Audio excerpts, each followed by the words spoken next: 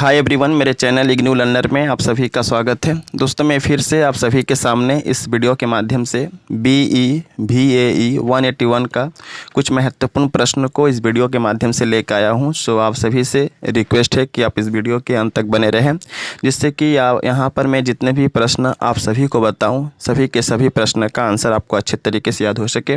और first of all मैं यहाँ पर आपका कन्फ्यूजन दूर करना चाहता हूँ, क्योंकि बहुत सारे स्टूडेंट हैं जिन्होंने मुझे पूछा है कि सर इस सब्जेक्ट का जो एग्ज़ाम होगा डिस्क्रिप्टिव होगा या MCQ टाइप के प्रश्न परीक्षाओं में पूछे जाएंगे। तो मैं यहाँ पे आप सभी को क्लियरली बता दूं कि इस सब्जेक्ट का जो एग्ज़ाम होता है डिस्क्रिप्टिव नहीं होता है, बल्कि ऑब्जेक्टिव टाइप के प्रश्न होते हैं। आपके प्रश्न पत्र में 50 प्रश्न होंगे और सभी प्रश्न के लिए 4 ऑप्शन दिए होंगे। उन चारों ऑप्शन में से जो सही आंसर होता है आपको वहाँ पे टेक आउट करके आने होते हैं। ठीक है, तो आई थिंक आपका डाउट जो है क्लियर हो चुका होगा। सो प्रश्न की ओर बढ़ते हैं। सबसे पहला प्रश्न एग्ज़ाम में आएगा कि किस नियंत्रित तरीके से परमाणु के विभाजन से जारी ऊर्जा का उपयोग बिजली उत्पादन के लिए किया जाता है। ठीक है, फिर से प्रश्न मैं पढ़ के बता दूं। देखिए, एग्ज़ाम हॉल में प्रश्नों को काफ़ी अच्छे तरीके से पढ़ना है, क्योंकि अगर आप प्रश्न अच्छे तरीके से नहीं पढ़ेंगे तो जो 4 अल्टरनेटिव ऑप्शन होंगे उसमें आप डिसाइड नहीं कर पाएंगे कि इसका राइट आंसर क्या होगा। ठीक है, सो बेहतर ये होगा कि आप सभी प्रश्नों को केयरफुली और अच्छे तरीके से पढ़ें। तो प्रश्न को मैं फिर से पढ़ दे रहा हूँ। प्रश्न एग्ज़ाम में पूछा जाएगा कि किस नियंत्रित तरीके से परमाणु के विभाजन से जारी ऊर्जा का उपयोग बिजली उत्पादन के लिए किया जाता है। ठीक है, तो इसका राइट आंसर होगा परमाणु ऊर्जा, जिसको अंग्रेजी में कहते हैं एटॉमिक एनर्जी। ठीक है, अगला प्रश्न है कि ऐसा क्षेत्र जहाँ पर जातियाँ भरपूर हैं, उच्च स्थानिकता है और जो लगातार खतरे में है, ऐसे क्षेत्र को हम क्या कहते हैं। ठीक है, मैं फिर से प्रश्न को बता दूं।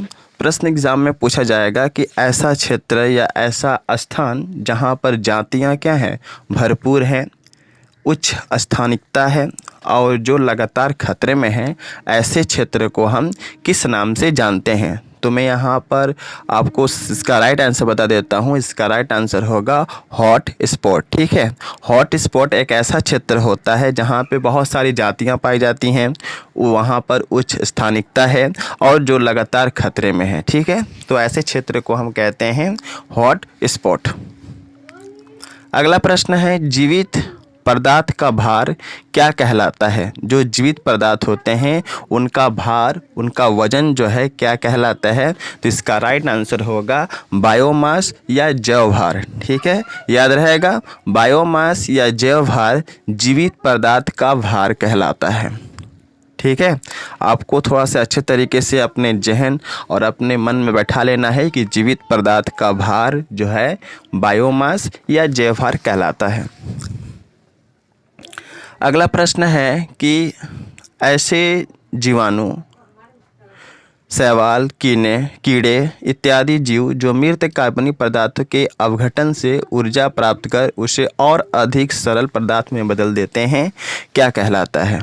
ठीक है, ऐसे जीवाणु, शैवाल, कीड़े इत्यादि जीव जो मृत कार्बनिक पदार्थों के अवघटन से ऊर्जा प्राप्त कर उसे और अधिक सरल पदार्थों में बदल देते हैं, उसे हम क्या कहते हैं। ठीक है, तो इसे हम बोलते हैं अवघटक जीव। अवघटक जीव जो होते हैं मृत कार्बनिक पदार्थों को जो है और अधिक सरल पदार्थों में बदल देते हैं। ठीक है, यहाँ पर मैं 4 अल्टरनेटिव ऑप्शन नहीं दे रहा हूँ, जिससे कि इसके पहले मैं जितना भी वीडियो बनाया था सब में ऑप्शन बताया हूँ। ठीक है, चाहे प्रश्न बताया हूँ, फिर 4 ऑप्शन बताया हूँ। तो यहाँ पर मैं थोड़ा समय का पाबंदी है, समय की कमी है, जिसके कारण मैं आपको केवल प्रश्न और आंसर को ही बता दे रहा हूँ। ठीक है, तो 5th नंबर प्रश्न है कि पौधे और जंतुओं का ताज़ा अथवा गला हुआ कार्बनिक पदार्थ क्या कहलाता है। ठीक है, तो इसका राइट आंसर होगा अपरद। अपरद जो होता है पौधे और जंतुओं का ताज़ा अथवा गला हुआ कार्बनिक पदार्थ कहलाता है। अगला प्रश्न है कि समय के साथ किसी क्षेत्र में समुदाय की कुछ प्रजातियों में अथवा निवासियों में परिवर्तन अथवा विस्थापन की क्रमिक प्रक्रिया क्या कहलाता है। ठीक है, प्रश्न क्या पूछा जाएगा कि समय के साथ किसी क्षेत्र में समुदाय की कुछ प्रजातियों में अथवा निवासियों में परिवर्तन अथवा विस्थापन की क्रमिक प्रक्रिया को हम क्या कहते हैं। तो इसका राइट आंसर होगा पारिस्थितिकी अनुक्रम। ठीक है, अगला प्रश्न है 7वां नंबर प्रश्न कि जीवों की कड़ियों के ऐसे रेखीय क्रम, यहाँ पर कम हो गया है तो होगा जीवों की कड़ियों के ऐसे क्रम जिसमें कोई जीव अगले जीव के लिए भोजन बन जाता है, उसे हम क्या कहते हैं। ठीक है, तो उसे हम कहते हैं आहार श्रृंखला। ठीक है, जिसको अंग्रेजी में कहा जाता है फूड चेन। ठीक है, तो जीवों की कड़ियों के ऐसे रेखीय क्रम जिसमें कोई जीव अगले जीव के लिए भोजन बन जाता है, ठीक है, खाना बन जाता है, उसे हम कहते हैं आहार श्रृंखला, जिसको कहते हैं अंग्रेजी में फूड चेन। 8वां नंबर प्रश्न है कि कार्बन डाइऑक्साइड और अन्य ग्रीन हाउस गैसों की सांद्रता बढ़ने के कारण पृथ्वी के वायुमंडल के परम ताप में वृद्धि क्या कहलाता है। मैं प्रश्नों को अच्छे तरीके से एक्सप्लेन कर दूं कि मान लीजिए कार्बन डाइऑक्साइड गैस या अन्य ग्रीन हाउस गैस जब वायुमंडल में बढ़ता है तो वायुमंडल का जो टेम्परेचर है और अधिक बढ़ जाता है, तो इसे हम क्या कहते हैं, इसे कहते हैं भूमंडल का तापमान और अंग्रेजी में कहते हैं ग्लोबल वार्मिंग। तो इससे रिलेटेड परीक्षा में प्रश्न जरूर पूछा जाएगा, ग्रीन हाउस गैस क्या है, भूमंडल तापमान क्या है। इससे रिलेटेड आपको जितने भी प्रश्न मिलेंगे सभी प्रश्नों को आपको पढ़ जाना है, क्योंकि ये काफ़ी ज़्यादा इंपॉर्टेंट क्वेश्चन है और EVS का तो यह आप सबसे बेहतरीन क्वेश्चन कह सकते हैं। ठीक है, तो कार्बन डाइऑक्साइड और अन्य ग्रीन हाउस गैसों की सांद्रता बढ़ने के कारण पृथ्वी के वायुमंडल में परम ताप में वृद्धि क्या कहलाता है, भूमंडल का तापमान अथवा ग्लोबल वार्मिंग। 9वां नंबर प्रश्न है इस वीडियो का कि दानेदार रेत की कण को हम क्या कहते हैं। तो दानेदार रेत के कण को हम कहते हैं कंकरी, जिसे इंग्लिश में हम कहते हैं ग्रीट, GRIT, ग्रीट। समझ गए। और इस वीडियो का सबसे अंतिम प्रश्न है कि पर्यावरण घटक को संदूषित करने वाला साधन क्या कहलाता है। ठीक है, पर्यावरण घटक को संदूषित करने वाला साधन क्या कहलाता है। तो इसका राइट आंसर होगा प्रदूषक। ठीक है, तो यह रहा 10 प्रश्न और इसके पहले मैंने जो है लगभग 5 वीडियो जो है अपलोड कर दिए हैं। अगर आपने नहीं देखा है तो सारे वीडियो को देख लीजिए। अलग से प्लेलिस्ट है जहां पर इस सब्जेक्ट का बहुत सारा वीडियो है।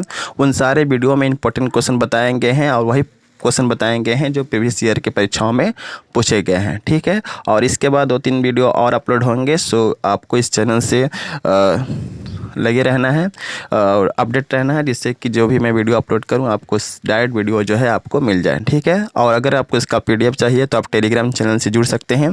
वीडियो के डिस्क्रिप्शन में टेलीग्राम चैनल का लिंक है, अलग से प्लेलिस्ट है जहां पे बहुत सारा वीडियो है। सारे वीडियो को देखिए, आई थिंक आपका जो एग्ज़ाम है अच्छा ही जाएगा। So best of luck for all of you for your exam and thanks for watching my video. जय हिंद, वंदे मातरम।